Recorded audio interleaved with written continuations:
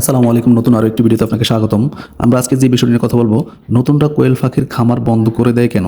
মানে নতুনরা কিছুদিন কোয়েল পাখির খামারটা করে আবার বন্ধ করে দেয় কেন? নতুনরা কোয়েল পাখির খামার লস খেয়ে খামার বন্ধ করে দেয় কেন? তো এই বিষয়টি জানতে হলে পুরো ভিডিওটি দেখুন। এখানে কোয়েল পাখির বিষয় নিয়ে কথা বলবো। এখানে আপনারা খামার কীভাবে ম্যানেজমেন্ট করলে, কীভাবে আপনারা লালন পালন করলে, কী ওষুধ ম্যানেজমেন্ট আপনারা ঠিকমতো করলে, কোন খাবারটা ঠিকমতো খাওয়ালে পাখিগুলো আপনি কীভাবে চিনবেন, সব কিছু ম্যানেজমেন্ট কীভাবে করবেন, সব কিছু আপনারা যদি জানতে পারেন তাহলে আপনি খামার লস করবেন না। এতে করে আপনার খামার ভালো চলবে ইনশাআল্লাহ।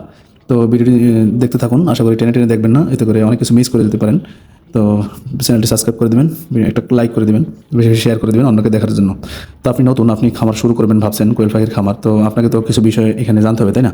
তো এখানে খামারে আসলে লস হয় কেন, এবং খামারিরা, বিশেষ করে নতুন খামারিরা কেন আবার কিছুদিন 2 মাস 6 মাস পালন করার পরেই আপনার খামারটা আবার বন্ধ করে দেয়, এতে করে কিন্তু আর্থিকভাবে একটা বড় লসের সম্মুখীন হয়। ঠিক আছে, প্রথম অবস্থায় যদি এরকম লসের সম্মুখীন হয় তাহলে কিন্তু ওদের এই আস্থাটা থাকে না।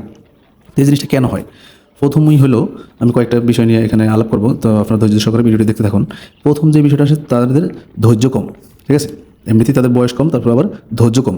এই ধৈর্য কম থাকার কারণে কিন্তু তারা এই জিনিসটাকে আগিয়ে নিতে পারে না। ঠিক আছে, ধৈর্য থাকা লাগবে আপনাকে এখানে একটা সময় দেওয়া লাগবে। কোয়েল পাখিতে আমরা জানি ইনভেস্ট কম, তারপরেও আপনাকে এখানে একটা ধৈর্য ধরে অন্তত আপনাকে 6টা মাস এই কোয়েল পাখির খামারে সময় দিতে হবে। ঠিক আছে, তো আপনি যদি এই 6টা মাস সময় দেন তাহলে এখান থেকে আপনি ইনশাল্লাহ মানে লাভ করতে পারবেন, এবং ভালো একটা সুযোগ আছে সামনে। ঠিক আছে, তো আপনাকে ধৈর্য ধরতে হবে। আপনি প্রথমে আইনা যে কোনো কারণে লস খাইছেন, এই লস মানে কীভাবে তুলবেন, কীভাবে আপনি ম্যানেজমেন্ট করবেন, সব কিছু আপনি কিন্তু শিখতে পারবেন।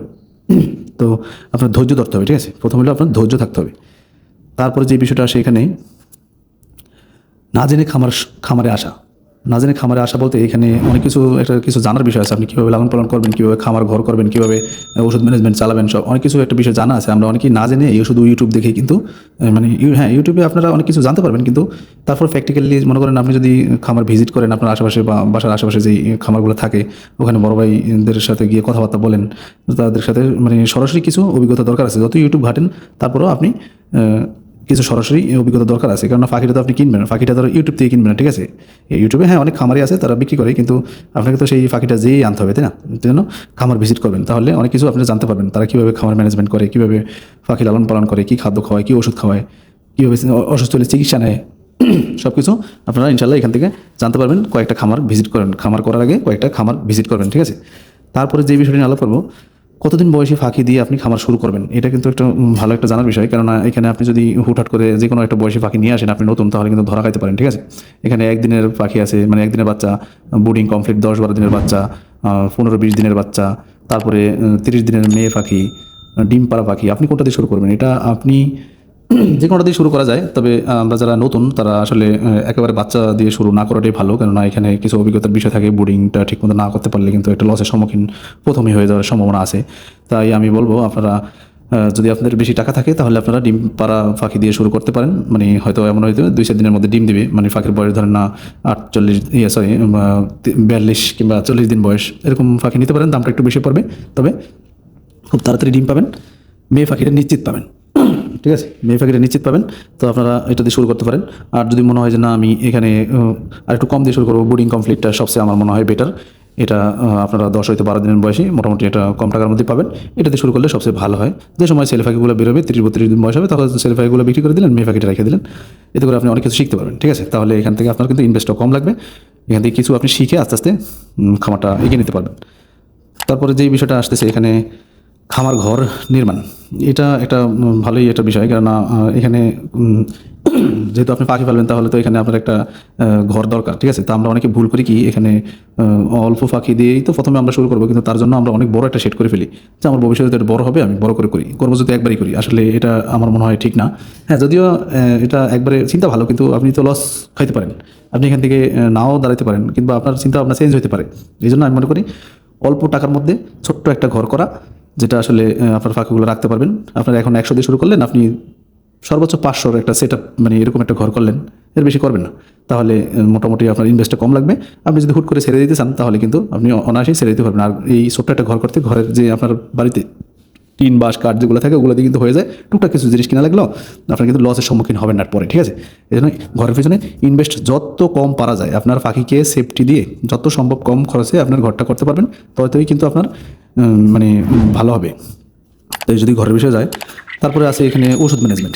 ওষুধ ম্যানেজমেন্টটা ওই যে বললাম, আপনি যদি খামার ভিজিট করেন তাহলে কিন্তু ওষুধ ম্যানেজমেন্টটা আপনি ভালোভাবে জানতে পারবেন, কখন কোন ওষুধটা দিতে হয়, কোন অসুস্থ হলে পাখিগুলো কোন ওষুধটা দেওয়া লাগে, এই বিষয়গুলো আপনারা জানতে হবে। কারণ আপনি একদিনের বাচ্চা নিলে কিংবা যতদিনের বয়সী বাচ্চা নেন, ওষুধ টুকটাক পাখি লাগবেই, ঠিক আছে। তো ডিম পারলেও কিন্তু ওষুধ লাগে, ঠিক আছে। তো বিভিন্ন ওষুধ সাপ্লিমেন্ট লাগে, ওগুলো আপনারা জানতে হবে। না জানলে কিন্তু আপনার পাখি আসলে ওইভাবে ডিম প্রোডাকশন আসবে না, কিংবা পাখি অসুস্থ হবে, মারা যাবে। তো ওষুধের বিষয়টা আপনাকে জানতে হবে। তারপর যে বিষয়টা আসে এখানে খাবার ম্যানেজমেন্ট, এই জিনিসটা আসলে আমরা জানি যে এখানে যে কোনো খামারই, কোয়েল পাখির খামারও এর ব্যতিক্রম না। মানে এখানে খাবারটাই কিন্তু সবচেয়ে মানে খরচ বেশি পাখির ক্ষেত্রে, হ্যাঁ, যে কোনো খামারের ক্ষেত্রেই। তো এই খাবারটা যদি আমরা ম্যানেজমেন্ট ঠিকমতো না করতে পারি, ম্যানেজমেন্ট বলতে কীরকম, ধরেন এখানে কোন বয়সে কতটুকু খাবার খায় পাখি, কোন বয়সে কোন খাবারটা দেওয়া লাগে, এখানে খাবারেরও 2-3টা মানে ভেরিয়েন্ট আছে, ঠিক আছে। তারপর আবার বয়স অনুযায়ী খাবারের মানে কম বেশি আছে পাখির। তো এই বিষয়গুলো আপনাকে জানতে হবে, ঠিক আছে। তো এই বিষয়টা যেমন ধরেন আপনার বোর্ডিংয়ের সময় কোনো নিয়ম নেই, ওখানে আপনি যে গুঁড়ো খাবারটা দিবেন তখন আপনারা সবসময় কন্টিনিউস খাবার রাখবেন, পাখি সবসময় খাবার রাখবেন, পানি রাখবেন, যত খাইতে পারে কোনো সমস্যা নেই। তারপরে আপনার যে সময় পাখি আস্তে আস্তে বড় হবে, তাহলে ওই সময় মেপে মেপে খাবার দিবেন। ধরেন বোর্ডিং শেষ হয়ে গেল, তারপরে থেকে কিন্তু হিসাব শুরু হয়ে যাবে যে আপনার পাখি কতটুকু খাবার খাবে, একবার ডিম পাড়া পর্যন্ত, ডিম রানিং পর্যন্ত মানে নিয়ম আছে। আপনারা ভিডিওতে চ্যানেলে দেওয়া আছে ভিডিও, আপনারা ইনশাল্লাহ দেখে আসবেন। তারপরে যে বিষয়টা আছে এখানে পুরুষ পাখি নাচে না, এটা কিন্তু খামারের খুব বড় একটা লস মানে প্রজেক্টের থাকে। যদি আপনি পুরুষ পাখি না চিনেন, ঠিক আছে, আপনি কোয়েল পাখির মধ্যে পুরুষ মহিলা যদি আপনি না চিনেন, তাহলে কিন্তু আপনি খুবই এটা ধরা খাবেন। আপনি যদি প্রথম পাখি শুরু করেন পালা, তাহলে আপনি তো পাখি চিনেন না, তো আপনি চিনার চেষ্টা করতে হবে কীভাবে। এই জন্য আপনি যদি খামার কয়েকটা ভিজিট করেন আগে, পাখি কেনার আগে, তখন কিন্তু আপনার এই জিনিসটা কিছুটা হলেও অভিজ্ঞতা অর্জন করতে পারবেন।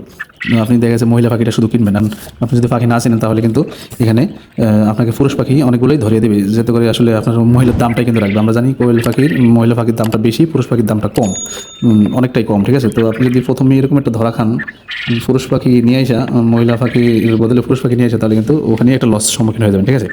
আমরা জানি উৎপাদন কষ্ট যত কমানো যাবে ততই মানে লাভবান হওয়া যাবে। তো এখানেও কিন্তু একটা লসের সম্মুখীন হয়ে যাবেন আপনি। তারপরে আপনি যে সময় বাচ্চা নিয়ে আসবেন আপনার নিজের জন্য, খামারের জন্য, তাও কিন্তু আপনার এখান থেকে পুরুষ বেরোবে। আপনি যদি খুব তাড়াতাড়ি পুরুষগুলো না আলাদা করতে পারেন, তাড়াতাড়ি বলতে আমরা জানি যে মোটামুটি 28-30 দিন 32 দিন হলে পুরুষ মহিলা আলাদা করা যায়। তো এই সময়টা পর্যন্ত আপনি যদি না বুঝতে পারেন, আপনি যদি 38-40-42 দিন চলে যায় আপনি পাখি পুরুষ পাখি চিনতে চিনতে, তাহলে কিন্তু এই যে খাবারটা খাবে এটাই কিন্তু আপনার লস। আপনি 30 দিনের পাখিটা যেই দামে বিক্রি করতে পারবেন ছেলে পাখিটা, ওই 40 দিন বয়সেও একই দামে বিক্রি করতে পারবেন, হয়তো 2-3 টাকা কম আর বেশ। কিন্তু এই 10 দিনে কিন্তু আপনার পাখিটা 10 টাকার খাবার খেয়ে ফেলবে, ওষুধ সহ দেখা যাচ্ছে আর বেশি খাওয়া ফেলবে, ঠিক আছে। সেই জন্য আপনাকে যত দ্রুত সম্ভব পাখি চিনতে হবে, বয়স চিনতে হবে, মানে পাখি ছেলে মেয়ে নির্ধারণ করে নিতে হবে। তো এই বিষয়গুলো যদি আপনারা ফলো করে আগাতে পারেন, ইনশাল্লাহ কোয়েল পাখিতে লস করবেন না এবং আপনাকে খামার ছেড়ে দিতে হবে না, ঠিক আছে। তো আশা করি আপনারা এই বিষয়গুলো খুব তাড়াতাড়ি আগে জানার চেষ্টা করবেন, তারপরে খামার শুরু করবেন। ইদানিং অনেক মানে কোয়েল পাখির খামার হইতেছে পাড়া মহল্লায়, গ্রামে ছোটো বড়ো অনেক ভাই শুরু করতেছে। আমি সবার জন্য দোয়া করি, সবাই যেমন টিকতে পারে, খাবার মানে খামারটা রানিং রাখতে পারে, কেউ যেমন ছেড়ে না দেওয়া লাগে, ঠিক আছে। তো আপনারা এই জিনিসগুলো যারা এখনও মানে খামার শুরু করছেন কিংবা করবেন, এগুলা জানার চেষ্টা করবেন। যত দ্রুত সম্ভব আসলে এগুলো জানতে পারবেন, ততই আপনি লাভবান হবেন, লসের থেকে আপনি লাভবান হবেন, ঠিক আছে। তো সবাই ভালো থাকবেন, আসসালামু আলাইকুম।